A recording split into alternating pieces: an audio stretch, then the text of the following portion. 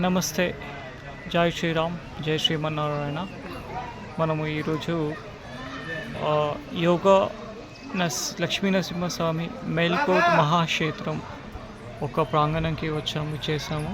ఈ ప్రాంగణంలో ఉన్న శ్రీ యోగా లక్ష్మీ నరసింహస్వామి పుష్కరిణి క్షేత్రం. ఇది పుష్కరిణి ప్రదేశానికి విచ్చేసడం జరిగింది.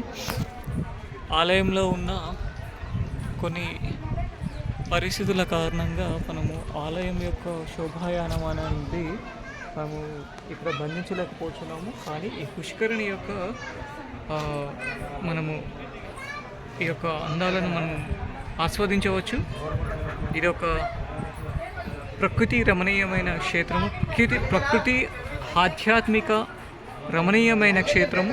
ఈ క్షేత్రంలో ఆంజనేయ స్వామి వారు ద్వారపాలకులుగా ఉంటున్నారు. అదేవిధంగా జయ విజయాల వాళ్ళు ఆంజనేయ స్వామి వారు క్షేత్రపాలకులుగా ఉంటున్నారు.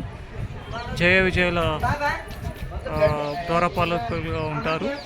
అదేవిధంగా యోగా లక్ష్మీ స్వామి యొక్క మనకి స్వామివారు మనకు దర్శన భాగ్యం కల్పిస్తారు. కొండపైన ఉంటారు ఇక్కడ స్వామివారు. కానీ పుష్కరిణి మఠం మాత్రం మనకి కొండ కింద ఉంటుంది. ఈ కొండ కింద ఆలయం, ఈ కొండ కింద ప్రాంతంలో మనకి రమాసహిత సత్యనారాయణ స్వామి వారు దర్శన భాగ్యం ఇస్తుంటారు. మనము ఈ యొక్క సౌభాగ్యాన్ని మనం ఇక్కడ తిలకించవచ్చు. ఇక్కడ బంధిస్తున్నాను. అదేవిధంగా మనము ఇక్కడ లక్ష్మీనరసింహస్వామి ఉందని మనము ఇక్కడ నుంచి దర్శన భాగ్యం చేసుకోవచ్చు. మనకి ఇప్పుడు ఇక్కడ చూపించే ప్రయత్నం చేస్తాను. ఈ దర్శన భాగ్యం ఈ కొండపై వెలిసిన స్వామివారు నాకు సుమారు 450 నుంచి 5 ఫీట్ వరకు మెట్ల మార్గం ఉంటుంది. ఇంకా ఏ విధమైన మార్గం అనేది దర్శన భాగ్యంకి కుదరదు. ఇది స్వామివారి గోపుర దర్శనం. ఇది ఇక్కడ ఎన్నో మంటపాలు, ఇవి ప్రాకారాలు, ఎన్నో మండపాలు అనేది ఆలయం యొక్క సముదాయం అనేది పుష్కరిణి సముదాయం అనేది మనకి చేకూర్చి ఉన్నది. ఈ యొక్క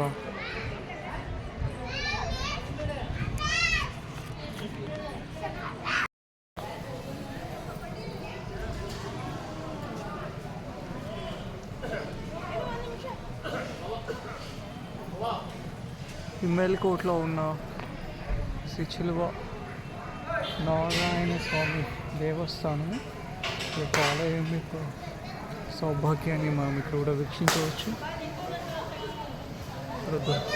దురదృష్టమైన సంఘటన, కొందరు మూర్ఖులు చేసిన దుర్ఘటన ఇక్కడ కనిపిస్తున్నది. ఇది వదిలేస్తే మనకి ఈ ఆలయం కూడా ఎన్నో ప్రాకారాలతో నిర్మించబడిన ఆలయం. అదేవిధంగా ఆలయం మంటపం అనేది చాలా మహాద్భుతంగా ఉంటుంది. ఇక్కడ మనకి ప్రహారీ గోడ అంటారు కదా, ప్రహారీ గోడ లేకుండా ఈ ఆలయం మొత్తం స్తంభాలపైన నిర్మించి ఉన్నది. సో ఈ స్తంభాలను మనం చూడవచ్చు. ఇలాంటి ఆలయం అనేది మనకి ఎక్కడ కనిపించదు. ప్రహారీ గోడ ఉంటుంది. ఈ స్తంభాల తర్వాత ప్రహారీ అనేది ప్రధాన ఆలయం యొక్క మనకి ప్రహారీ గోడ అనేది కనిపిస్తూ ఉంటుంది. బహుశా ఇక్కడ ఏది కూడా మనకి హిస్టరీ అనేది తీసుకోవడానికి ప్రయత్నించాను, కానీ ఇక్కడ కూడా దొరకట్లేదు. కానీ నా యొక్క అనాలసిస్ ప్రకారం ఇది 1000 మంటపాల గుడి, 1000 మంటపాలతో నిర్మించబడిన ఆలయం.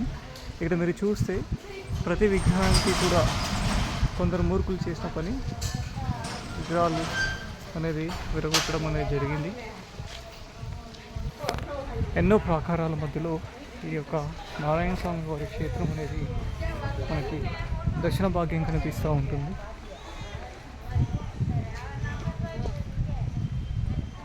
నరసింహస్వామి క్షేత్రం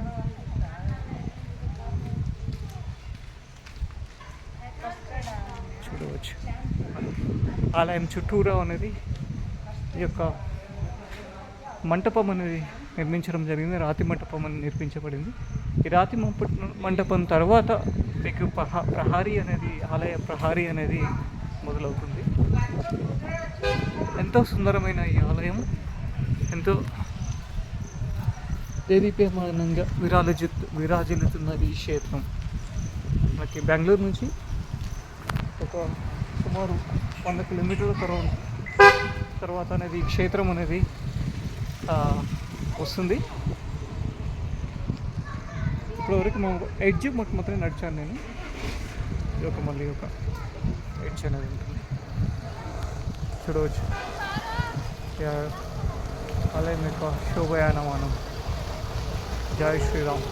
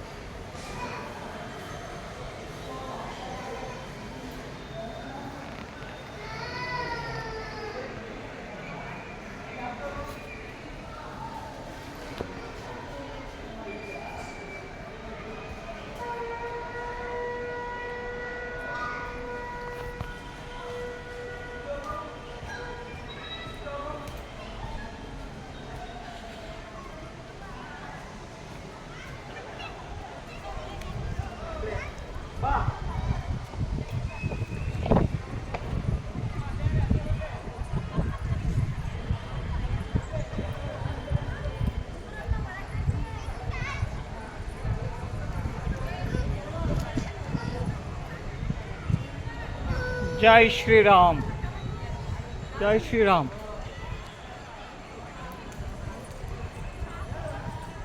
జై శ్రీరామ్.